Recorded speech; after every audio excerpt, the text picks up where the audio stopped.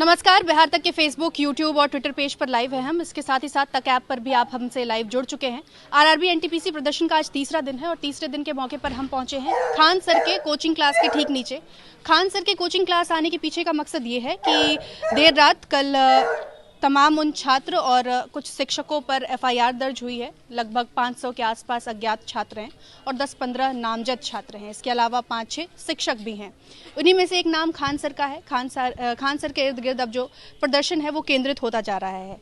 क्या कहूँ, खान सर के समर्थन में आप लोग यहाँ आए हैं या अपने मुद्दे के साथ यहाँ पर जुटे हैं? और खान सर के साथ भी, अपने मुद्दे के साथ भी और खान सर के साथ भी। इनमें किन्हीं भी टीचर का कोई हाथ नहीं है। ये सब बेबुनियादी हैं, उनको गलत अथी किया गया है और छात्र का वो अपना अथी है। इसमें खान सर का या ये एकदम से आंदोलन लीडरलेस है। इसमें कहीं कोई लीडर नहीं है। ये सब गलत है, कहीं अथी नहीं है। मैं एक सवाल तो मैं मुद्दे के साथ भी और टीचर के साथ भी हैं। एक सवाल जो मैं पहले भी छात्रों से पूछ रही थी कि अमूमन क्या होता है कि प्रदर्शन में एक चेहरा बन जाता है कि इस चेहरे के पीछे इतने करोड़ लोग जुटे हैं या लाखों लोग जुटे हैं। चाहे किसान आंदोलन देख लें, सीएनआरसी प्रोटेस्ट देख लें, लेकिन ये छात्रों का जो आंदोलन है, इस छात्रों में कोई नेता नजर नहीं आता। शिक्षक जरूर नजर आते हैं जिन्हें प्रशासन बार बार उन पर सवाल उठा रहा है, उनकी भूमिका पर सवाल उठा रहा है कि उन्हीं के इशारे पर, उन्हीं के भड़काने पर आप लोग प्रदर्शन कर रहे हैं और तोड़ फोड़ और तमाम जो हिंसा का एक रूप ले लिया है इस प्रदर्शन ने, वो उनके पीछे की वजह ये शिक्षक हैं। आप तमाम छात्र क्या सोचते हैं? एक एक करके मैं आपकी राय। हम तो कोई भी चैनल पे ये नहीं सुने हैं कि खान सर भड़का रहे हैं,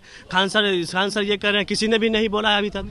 कोई भी प्रशासन की तरफ से नहीं, डीएम की तरफ से ये कहा गया कि कुछ कोचिंग संस्थान हैं जो भड़का रहे हैं। अब देखिए, जैसे हाँ, नाम नहीं आया है, लेकिन अब एफआईआर जब हुआ है तो साफ तौर पर आप देख सकते हैं, एफआईआर जब हुआ है उसके बाद तो सवाल उठ रहे हैं। तो अब आप क्या सोचते हैं कि वाकई इन शिक्षकों की कोई भूमिका है इस आंदोलन में?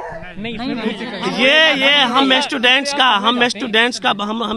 का भूमिका है पूरा। इसमें खान सर जी का कोई भूमिका नहीं है। ये प्रशासन अपना फेलियर छुपा रहा है ना। ये गवर्नमेंट आरआरबी अपना फेलियर छुपा रहा है, किसी को टारगेट कर रहा है। अपना ये क्या कि अपना उजागर हो रहा है तो नहीं, अपना दबाओ और दूसरे को उठाओ, दूसरे को मुद्दा बनाओ। मैम, हम ये बोलना चाहते हैं 8 मिलियन जो ट्वीट हुआ, 9 मिलियन ट्वीट हुआ, क्या इस पे सरकार को नहीं देखना चाहिए था? क्या रेल मिनिस्ट्री नहीं देख सकते थे? कोई भी मीडिया वाला, किसी नेशनल मीडिया वाले ने कवरेज नहीं किया इस चीज को। तब जाकर ये सारी चीजें हुई। अगर आप ये पहले चीज कर लेते हैं तो आप तो वही 14 तारीख से ही और रिजल्ट आया एनटीपीसी का, उसमें यूनिक कैंडिडेट को ना लेके 20 गुना रोल नंबर लिया गया है। 7 लाख के आसपास जो रिजल्ट आया हुआ है, इसमें यूनिक कैंडिडेट सिर्फ 3 लाख 3.5 लाख के आसपास ही है। बाकी स्टूडेंट नहीं है, क्योंकि एक ही लड़कों को 5 जगह रिजल्ट गिराया गया है। और सबसे धोखा हुआ इंटर वाले लड़कों के साथ। उनका कट ऑफ गया 93 नंबर, 92 नंबर, और उनको मौका ही नहीं मिला। अब 100 नंबर में कौन लाएगा उतना नंबर? आप बताइए, ये तो गलत हुआ ना। और ऊपर से मुजफ्फरपुर के जो हैं, उन्होंने मुजफ्फरपुर चेयरमैन थे ना, उन्होंने अपना इंटरव्यू में बोला कि हम मतलब जो भी नोटिफिकेशन निकला उसमें हम अमेंडमेंट नहीं कर सकते हैं। मतलब एक बार 2019 में निकला, हम 2022 में उसको चेंज नहीं कर सकते हैं। और उसके 2 दिन के बाद ग्रुप डी के लिए वो चेंज कर दिए कि इसमें CBT 2 लाएंगे। ये वो 2 दिन, वो भी अभी एग्जाम होने वाला है 23 फरवरी से, और 20 दिन पहले ऐसे करेंगे तो ये तो गलत है ना। अब एक छोटी सी पोस्ट के लिए CBT 1 लीजिएगा, CBT 2 लीजिएगा और उसके बाद दौड़ाइएगा। अब 3 साल हो गया, फॉर्म भरे हुए 3 साल हो गया, अभी तक एग्जाम नहीं हुआ। कल अश्विनी वैष्णव जो आए थे लाइव, उसमें बोले थे कि ग्रुप डी में जो है, मतलब 2019 में, मतलब जो हम लोग का वैकेंसी इस बार भरे हैं, जो इसमें फॉर्म फिलअप टोटल हुआ 1,25 लाख। और वहीं 2018 में 63,907 वैकेंसी था, उसमें फॉर्म फिलअप हुआ था 1,90 लाख। उस समय तो CBT 2 नहीं किया गया, उस समय तो कोई दिक्कत सरकार को नहीं आई। इस समय क्यों आई? 2019 का वैकेंसी में किया CBT 2 लीजिएगा, एक 24 दिन पर, बताइएगा। ऐसा तो नहीं होना चाहिए। 1.89 करोड़ का फॉर्म भरा गया था। वो ज्यादा होता है या 1.15 करोड़ ज्यादा होता है? वो ज्यादा था तो एक एग्जाम होगा। ये 1.14 करोड़ है तो इसमें 2 एग्जाम होगा। ये कैसे डाटा आपको, ये कैसे पढ़े लिखे लोग वहाँ पे बैठे हुए हैं, उनको समझ में नहीं आता। इन लोगों को लेना है ना, PhD का एग्जाम ले। पहले नोटिस जब फॉर्म भरो थे तभी पूछ ले कि हम PhD वाले को ही लेंगे। तो हाँ, तो वो स्टूडेंट नहीं भरेगा क्योंकि एलिजिबल नहीं होगा PhD। आप में से बताएं कि ग्रुप डी में क्या कौन कौन सी नौकरी मिलती है जो इतना हो हल्ला मचा हुआ है?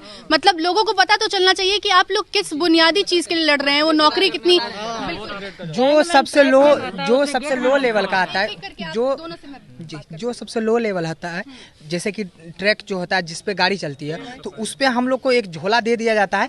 30 से 35 किलो का वेट रहता है। उस पे लेकर के आपको 5 किलो चलना है, 10 किलो चलना है, जितना ऑर्डर आता है उतना चलना है और दिन भर वही काम करना होता है। यानी सबसे लो ग्रेड लेवल का वो हम लोग को जॉब है और उसके लिए हम लोगों को इतना करना पड़ रहा है। हम आरआरबी और ये जो गवर्नमेंट है उनसे बस एक चीज़ पूछना चाहते हैं कि आप ये जो कर रहे हैं, हम लोगों का लाइफ बर्बाद कर रहे हैं या नहीं कर रहे हैं। सिर्फ इतना बता दीजिए, आपको 2 एग्ज़ाम लेना था, अगर 2 एग्ज़ाम लेना था, ये फॉर्म फिलअप 2019 में हुआ था, नोटिफिकेशन तो आपके पास तो सारा डाटा रहता है, सारा आंकड़ा रहता है कि कितना फॉर्म फिलअप हो गया है। आप उस वक्त बोल सकते थे कि हम 2 एग्ज़ाम लेंगे। आज 3 साल हो गया उसी वैकेंसी को, और आपको हम लोग को चाहिए, हम लोग को लगता है कि अब एग्ज़ाम ले ले, अब एग्ज़ाम ले ले। मैडम चलिए रोज दिखाते हैं, हम लोग का रूम में दाल भात चोखा खा करके हम लोग रहते हैं, इतना कितना मुश्किल से हम लोग को रहते हैं। घर से फ़ोन आता है मम्मी का, बेटा एग्ज़ाम कब है, बोलते हैं मम्मी बस 10 दिन और 20 दिन और 1 महीना और एग्ज़ाम देंगे। वैसे कर करके हम लोग टाल रहे हैं, लगता है कि अब एग्ज़ाम दे दे, अब एग्ज़ाम दें। और सरकार ये क्या कर रही है, इसका मतलब साफ है कि वो सिर्फ और सिर्फ युवाओं का भविष्य बर्बाद करने की ओर है, और कुछ नहीं। अगर उनको जॉब देना रहता हम लोगों को, तो वो उनको नहीं लगता कि 3 साल लेट हो गया है, ऐसे ही लेट हो गया बहुत ज़्यादा। अब एक और सीबीटी ठोक के वो क्या दिखाना चाहते हैं, क्या हम लोग के वो फेवर में है या आज के सरकार? अगर वो रहते तो हम लोग को लगता नहीं। लेट तो कोरोना के वजह से ऑलरेडी इतना लेट हो चुका है, अब युवाओं को इसका वैकेंसी किसी प्रकार से क्लियर करके उनको जॉब दे दिया जाए, चाहे लो लेवल का ही ग्रेड हो। हम लोग उसी के लिए मेहनत कर रहे हैं, तो वो उनका सही से करके उनको दे दिया जाए। लेकिन नहीं, वो एक और ठोक दिए। इन पे हम पूछना चाहते हैं, उनका जो चेयरमैन है आरआरबी का, आप क्या साबित करना चाहते हैं? आप क्या साबित, किस तरह से आप युवाओं के साथ हैं? आप जवाब दीजिए। एक और सीबीटी ठोक के आप किस तरह से युवाओं के साथ हैं? आप जो बोले थे एनटीपीसी में हम 7 लाख रिजल्ट देंगे, उसमें आप 2 से 2.5 लाख रिजल्ट दिए हैं। आप किस तरह से युवाओं के साथ हैं? हमारे मोदी जी कहते हैं हमारे देश युवाओं का देश है, सच में युवाओं का देश है। लेकिन आज आप युवा का जो दर्द है, आज उसे आप सुन रहे हैं। आज में ये इतना जो प्रोटेस्ट हुआ है ऑनलाइन, हम लोग बेबस हो करके, जो हम लोग को फिजिकल प्रोटेस्ट करना पड़ा, तो आज आप भी मीडिया वाले आए तो सारा देश हम लोग को सुन रहा है। और हम लोग ये आज 2 साल से, कोरोना 2020 से ही हम लोग ऑनलाइन डिजिटल प्रोटेस्ट कर रहे थे, कोई सुनने वाला नहीं था। जबकि गवर्नमेंट को पता था कि इतना ट्वीट हो रहा है, ये हो रहा है, लड़कों का क्या हाल है, लेकिन वो देख करके और बोलता है अपना कान बहरा कर लेते हैं। और एक बात और, ये जो हम लोग का अभी जो युवाओं का बर्बाद हो रहा है भविष्य, इसमें सिर्फ और सिर्फ नेताओं का हाथ है। वो जब वैकेंसी चुनाव आते हैं, तो चुनाव के वक्त एक जो बच्चा होता है, जैसे उसको झुंझुना दे दिया जाता है खेलने के लिए, उस प्रकार से हम लोगों को वैकेंसी निकाल दिया जाता है कि 1 लाख या 50,000 इतना वैकेंसी आया है। हम लोग भी खुश हो जाते हैं, चलो ठीक। आप मानते हैं कि उस झुंझुने से आप भी प्रभावित हो जाते हैं? हम भी प्रभावित हुए हैं, पूरी तरह से प्रभावित हुए हैं। और वो उस वैकेंसी को, मैम 1 मिनट, उस वैकेंसी को अगले 5 साल तक, जब तक चुनाव नहीं आने वाला, आप देखिए 2015 में हुआ ना, और 2022 हो गया, और आज हम यहाँ खड़ा है गारंटी के साथ बोलते हैं ये जो ग्रुप डी का है, इसको 2024 तक क्लियर होगा, उससे पहले कभी क्लियर नहीं करेगा। और 2025 में, 2024 में ही 24 में चुनाव है, फिर इलेक्शन है, और उसके बाद फिर जो है थोड़ा बहुत फिर से दे दिया जाएगा वैकेंसी, और फिर युवाओं को उसी तरह से करके कर लिया। मिनिस्टर ने मार्च का अल्टीमेटम दिया है, उन्होंने तारीख भी जारी की है। क्या लगता है कि आप उस जो तारीख जारी की है उस वक्त तक ये मामला शांत हो जाएगा, सुलझ जाएगा, जो आपसे वादा किया गया है? जो मैम देखिए, एक कमेटी बैठाई गई है, जो कमेटी जो मतलब बैठाई गई है, अगर ये कमेटी हम लोगों के सपोर्ट में अगर निर्णय लेती है, तो हम लोग अपना प्रोटेस्ट शांत कर लेंगे, अपना तैयारी में भिड़ जाएंगे। कल हम लोग को भी शौक नहीं है कि प्रोटेस्ट करें दिन में जाके, और मतलब कि घर से किसी तरह गार्जियन हम लोग को एक रूम में रहने के लिए भेजता है, 5,000 10,000 रुपया मंथली खर्चा होता है। 18 से हम रह रहे हैं, 18 से रह रहे हैं। 19 में वैकेंसी आया, 22 में जो एग्जाम होने वाला था, तो एग्जाम तो अब पोस्टपोन्ड हो गया।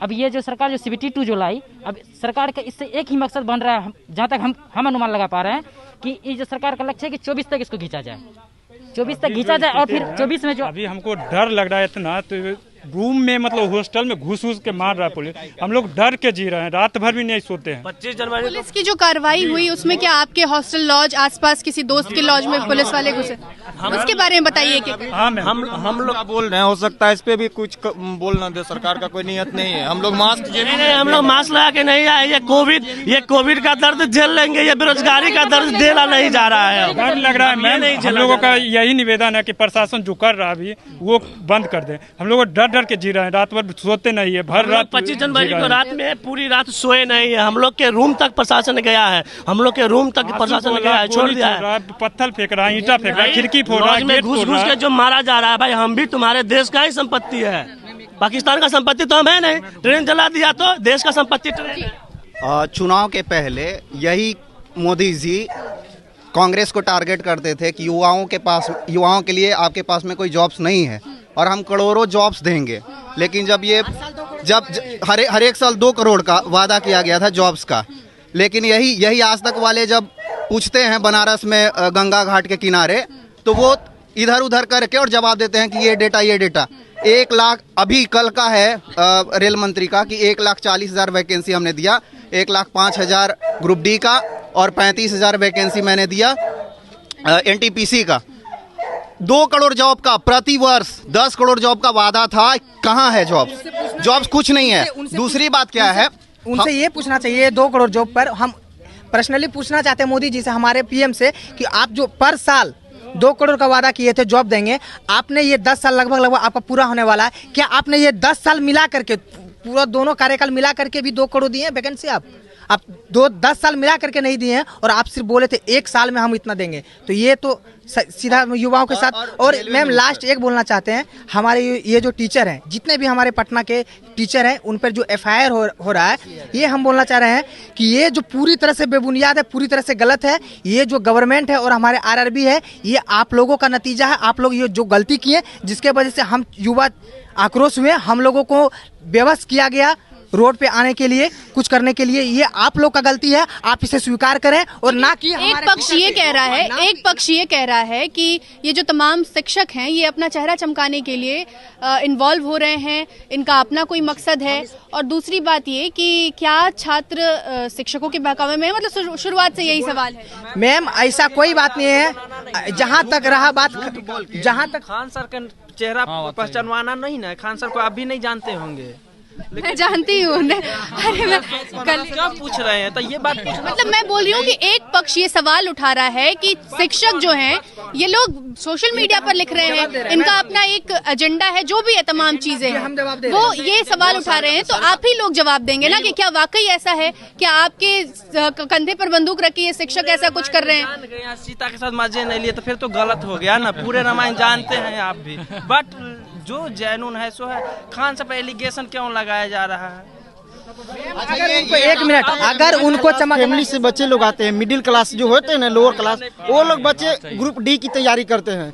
वो अपना 5 साल किस हिसाब से निकालते हैं, पटना में उनके माँ बाप कैसे फ्यूल करते हैं 5,000 रुपये हर महीने, वो सरकार को देखनी चाहिए। यहाँ कोई IPS और IAS ऑफिसर कोई यहाँ पे नहीं है खड़ा, एक ग्रुप डी के एग्जाम के लिए खड़े हैं। तो ये समझती हूँ कि ग्रुप डी के लिए जो बच्चे प्रिपरेशन कर रहे होंगे वो किस परवरिश से आते होंगे, उनकी स्थिति क्या है, आर्थिक स्थिति? हम लोग का 2 मांग है, ठीक है, और रेल मिनिस्टर कल बोले भी हैं और जानते भी है, सिर्फ 2 मांग, और ये एक्सटेंड किया जा रहा है कि आप 16 फरवरी तक दीजिए, 4 तारीख को पैनल रिपोर्ट देगी। ये क्या है? 2 मांग है, एक CBT 1 का रिवाइज रिजल्ट दीजिए, एक तो पहला मांग ये है, और दूसरा है कि ग्रुप डी का जो CBT 2 है वो हटाइए। मोदी जी तो खुद बोलते हैं कि हमारा जो देश है डिजिटलीकरण हो रहा है। इतना 2 करोड़ इनके पास में कंप्यूटर नहीं है। पिछला बार खुद जो है ग्रुप डी का एग्जाम हुआ है, एक ही बार में हुआ है सारा। अब बच्चा लोग का 2 एग्जाम होगा, रिजल्ट ये लोग कितना महीने में देते हैं? पिछला बार अभी जनवरी के महीने में हम लोग एग्जाम दे रहे थे रेलवे NTPC का, 1 साल हो गया है। 15 तारीख को रिजल्ट आया है, 14-15 को। आज 10 दिन के बाद रोड पे उतरे, सड़क पे उतरे छात्र लोग, और ट्विटर पे आप देख लीजिए करीब 5 करोड़ से ऊपर ट्वीट है। एक दिन में 8-8 मिलियन ट्वीट हुआ है। इन लोग को पता नहीं था, जब ट्रेन जलाया गया, जब दूसरे लोग, मतलब उसमें हम लोग भी शामिल नहीं थे, हम लोग तो यहाँ थे, यहाँ पे प्रोटेस्ट कर रहा था सब लोग। लेकिन जब ट्रेन जलाया गया और जब उत्पात हुआ, तब इनके कान में जू रहेगा कि अभी भाई थोड़ा सा प्रेस कॉन्फ्रेंस कर लेना चाहिए, और उसमें भी डिले कर रहे हैं। मतलब 4 तारीख क्या है? 4 तारीख आप आज और कल में डिसीजन दीजिए। ये लोग पत्थर से मार करके स्टूडेंट का मूड फोड़ेंगे, और हॉस्टल में से खींच के हम लोग आतंकवादी है कि मारेंगे। तो लड़का ट्रेन अगर जला दिया है तो आपको दिख रहा है, उसके पहले आपकी पुलिस गुंडागर्दी की है वो नहीं दिख रहा है? तो वो पहले आपको सुनना चाहिए ना कि बच्चे का मूड क्यों फाड़ा है। इतना टका लगाए, 22 टका एक स्टूडेंट को लगाए, घर में से खींच के मारे वो टेररिस्ट के जैसा, तो आप लोग नहीं दिखाए। प्रशासन कह रही है कि अहिंसावादी प्रोटेस्ट करिए, अहिंसा। प्रशासन पहले कार्रवाई किया है, प्रशासन को क्या हक है कि पत्थर से मारेगा? नहीं, मतलब आप लोग के मन में है कि हम लोग प्रोटेस्ट करें, मतलब आप लोग मतलब ये नहीं चाहते कि हम लोग की मांगे पूरी करें, मतलब प्रोटेस्ट करने के लिए आप लोग मतलब अहिंसा से करें या हिंसा से करें, मतलब करें। 1 साल में हम चाहते हैं कि जैसे कोई भी इलेक्शन होता है, डेट फिक्स है यूपी में कि 10 मार्च को रिजल्ट आ जाएगा वहाँ पे, तो क्यों नहीं हम लोग का एग्जामिनेशन का हो सकता है कि 1 साल के अंदर आप फॉर्म भरो, उसका आंसर की आएगा, रिजल्ट एग्जाम कैलेंडर जारी होगा।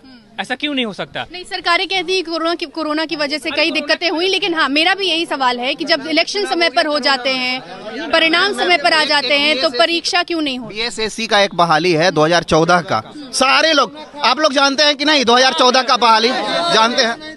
2014 का बहाली मैम अभी 2022 हो गया, 8 साल हो गया, 8 साल इधर, और अभी तक पूरा जो है ज्वाइनिंग नहीं हुआ है। अभी रिजल्ट पेंडिंग में है और लोगों का रिजल्ट आएगा और पता नहीं इसमें क्या होने वाला है। 8 साल लग गया, अभी तक कहीं कोई ज्वाइनिंग का बात नहीं है। आप लोग का भी रिजल्ट हुआ होगा बीएसएससी में, पूछ लीजिए।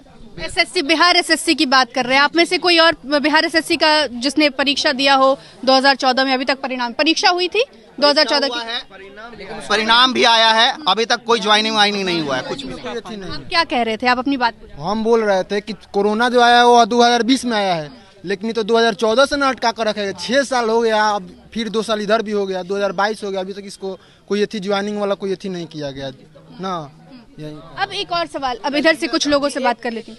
एक बात हम बोलना चाह रहे हैं आपके चैनल के माध्यम से, क्योंकि हम लोगों का युवाओं को बात सुनने के लिए मैम बार बार कोई नहीं आता है, तो हम आपके माध्यम से हमारे जो आरआरबी के जो चेयरमैन है उनसे हाथ जोड़ के विनती है कि हम लोग का लाइफ तो आप बर्बाद कर दिए हैं, लेकिन प्लीज़ इसके बाद से आप रेलवे का कैलेंडर जारी कर दें, ताकि जो भविष्य में आने वाले बच्चे हैं उसके साथ खिलवाड़ ना हो, उसका ज़िंदगी बर्बाद ना हो। आपने तो हम लोग कर दिया, इसके आगे से क्या आप कब एग्जाम लेंगे, कितना वैकेंसी देंगे, कितना क्या करेंगे, ताकि युवा जो भी हमारे छात्र हैं इसमें आना चाहते हैं वो अपने हिसाब से तैयारी करें, कितना करना है कितना नहीं। हम लोग आज में अंधकार में जी रहे हैं, कब वैकेंसी आएगी, कितनी आएगी, कब एग्जाम लिया जाएगा, उसका कोई डेट फिक्स नहीं है। तो उनसे रिक्वेस्ट है, हाथ जोड़ के रिक्वेस्ट है कि आप ये बात मानिए, रेलवे का कैलेंडर जारी कीजिए, जिस प्रकार से अदर भी करते हैं। हम लोग कुछ ज़्यादा नहीं मांग कर रहे हैं, एसएससी भी कैलेंडर जारी करती है, तो रेलवे कृपया कैलेंडर जारी कर दे कि कब उनका एग्जाम है, कब क्या है।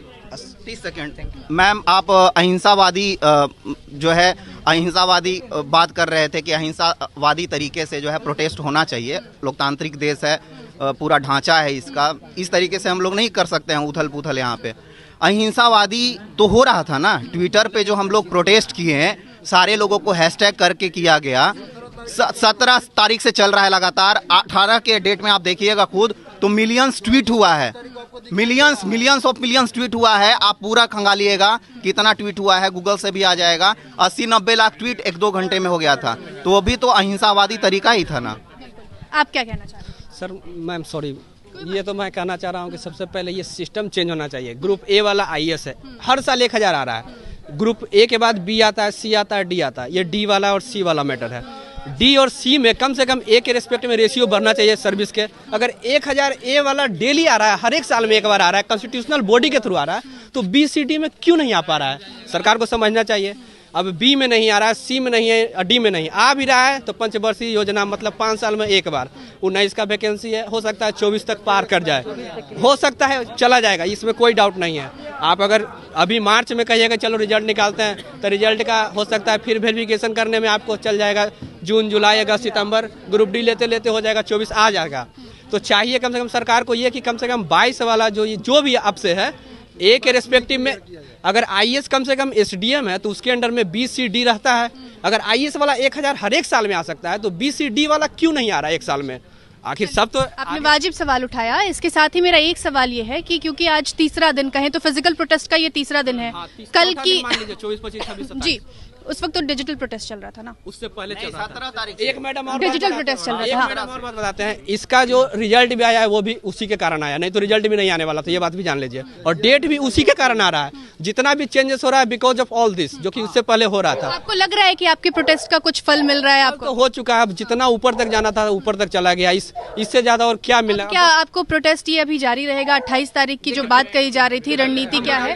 क्या कल भी प्रदर्शन देखने को मिलेगा? मैम देखिए, ये वाला बात ये है, किसान आंदोलन जब हो रहा था तभी मोदी जी यही बात बोले थे कि थोड़ा 1 साल के लिए हम बिल वापस ले लेते हैं। वापस लेने के लिए की तो बात किए, लेकिन उनका रद्द करने का बात नहीं था। बोले कि उसके बाद हम डायरेक्ट वही वाला काम फिर से करते हैं। इसीलिए किसान लोग जब 1 साल प्रोटेस्ट मतलब कि लगातार 1 साल बेचारे का प्रोटेस्ट किया, तब ना उन लोगों को फायदा हुआ, नहीं तो ये फिर लाते फिर जुमलेबाजी करते वही वाला। एक बात और, चुनाव खत्म, संतुष्टि नहीं है अभी की जितनी भी, और विश्वास नहीं है उन पे। मोदी जी पे विश्वास ही नहीं रहा। सुनिए, मोदी जी बात है, मोदी जी आते हैं संडे के संडे मन के बात करते हैं, मन के बात में बताइए, एको दिन रोजगार के बात किए? एक दिन भी रोजगार का बात नहीं किए। खाली आएंगे, कोरोना का 2 देते हैं अपडेट देने के बाद क्या करेंगे? जुमलेबाजी करेंगे। कुछ एक दिन भी बताइए अगर रोजगार का बात, कोई हो, बीजेपी का नेता हो, कोई हो, आज तक किया है? एक को नहीं किया है। अब बताइए स्टूडेंट क्या करे?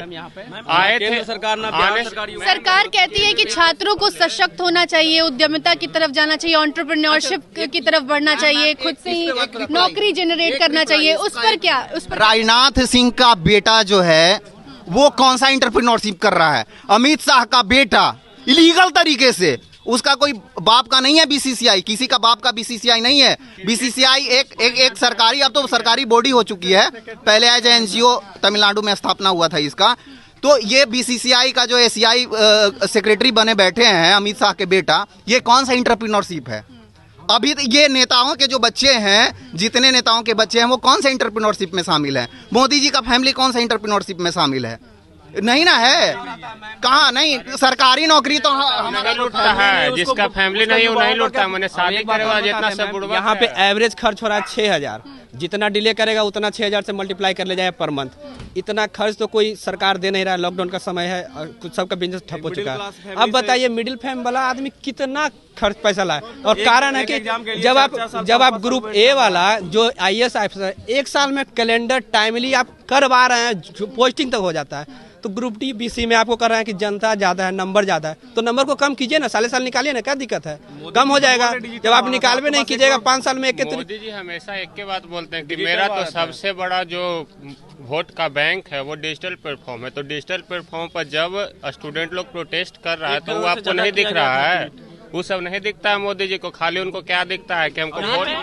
नीतीश जो है 2014 में मेरा एक और सवाल था कि यहाँ भी अगर बिहार की राजनीति की तरफ भी अगर देखें तो बिहार के दोनों, एक पूर्व मुख्यमंत्री और अभी वर्तमान मुख्यमंत्री, दोनों रेल मंत्री रह चुके हैं।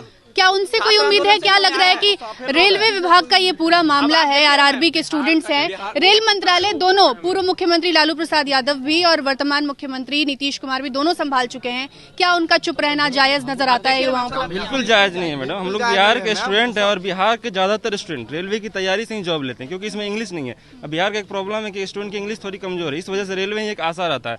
और यहाँ के दोनों मुख्यमंत्री लालू यादव और नीतीश कुमार, ये दोनों रेल मंत्री रह चुके हैं, लेकिन एक शब्द नहीं बोले हैं। और बात जब बिहार की आती है तो बिहार SSC में एक वैकेंसी है 2014 की, हमने काउंसलिंग कराया उसमें और उसका रिजल्ट जो है आज तक नहीं आया फाइनल। बताइए 2014 की वैकेंसी 2022 में फाइनल नहीं हुई। ये बताइए अगर स्टूडेंट प्रदर्शन करता है, इसकी बात पे अगर मांग करता है तो सरकार लाठी चलाती है, बोलती है प्रदर्शन नहीं करो। आप प्रदर्शन करने की नौबत आने क्यों देते हैं? आप पहले इस मामले को सुलझा दीजिए। अगर 2014 की वैकेंसी अगर 15-16 तक क्लियर हो जाती है तो क्या जरूरत है स्टूडेंट को प्रदर्शन करने का? आज बिहार SSC कार्यालय में लोग प्रदर्शन करने जाते हैं तो पुलिस लाठियां चलाती है। क्यों ऐसा नौबत आता है? क्यों 8 साल क्यों इंतजार कर? 8 साल में लोगों की शादी हो जाती है, 2-4 3-4 बच्चे हो जाते हैं और 8 साल में वैकेंसी क्लियर नहीं होती है। ऐसा समस्या क्यों आता है?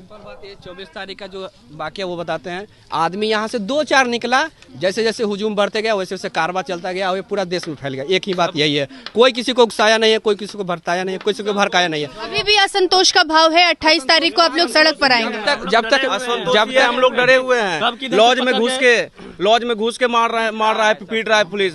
यहाँ तो तानाशाह है। जब तक मारने का तो कोई तुक ही नहीं बनता। ये तो सिर्फ तनाशाही दिखा रहा है। वो है ना कि जब सामने से काउंटर मिलता है तो हिटलर जैसा तनाशाह भी खुद को एनकाउंटर कर लेता है। तो ये क्या है? अभी तो सामने से काउंटर मिलना चालू हुआ है। NTPC का बात था कि 7 लाख क्यों दें? NTPC में बताते हैं 7 लाख क्यों दें, बताते हैं। ये देश फिर से एक बार JP आंदोलन मांग रहा है, फिर से एक बार JP आंदोलन मांग रहा है। अगर JP आंदोलन हुआ, JP आंदोलन भी पटना से स्टार्ट हुआ था, अगर JP आंदोलन हुआ तो रिजल्ट क्या होगा वो सब आप लोग सोच सकते हैं, वो लोग भी सोच सकता है। आंदोलन सोच रहे हैं, हर बार आंदोलन बिहार से ही होता है और इस बार भी अगर सही नहीं होता है तो फिर बिहार से ही आंदोलन होगा। हुआ भी है, स्टार्ट बिहार से ही हुआ है, आगे भी होते रहेगा। विद्यार्थी के पक्ष में नहीं होगा तो फिर वो ही होगा। ठीक है। तो ये तमाम छात्र हैं, अभी हमारी मौजूदगी जैसा कि हमने शुरुआत में बताया खान सर के कोचिंग के ठीक नीचे है और ये तमाम छात्र यहाँ जुटे हैं। हर कुछ दूरी पर कुछ पॉकेट्स में ये छात्र जुट रहे हैं, अपनी बात रख रहे हैं। कुछ के मन में डर है तो कुछ अभी भी असंतोष जाहिर कर रहे हैं और कह रहे हैं कि कल का प्रोटेस्ट इससे भी बड़ा होगा। और असंतोष के साथ साथ ही एक अविश्वास जो पैदा हुई है पिछले कुछ सालों में युवाओं के मन के अंदर सरकार के प्रति, वो साफ तौर पर जाहिर है। वो विश्वास नहीं कर पा रहे हैं कि रेल मंत्री ने जो भी कुछ बातें कही हैं अपने प्रेस कॉन्फ्रेंस में या कमेटी के गठन के बारे में कहा है वो पूरा हो पाएगा या कमेटी कुछ फ्रूटफुल रिजल्ट लेकर सामने आएगी, ये विश्वास युवा नहीं कर पा रहे हैं। आप देख रहे थे बिहार तक, मेरे साथ थे मेरे सहयोगी आनंद।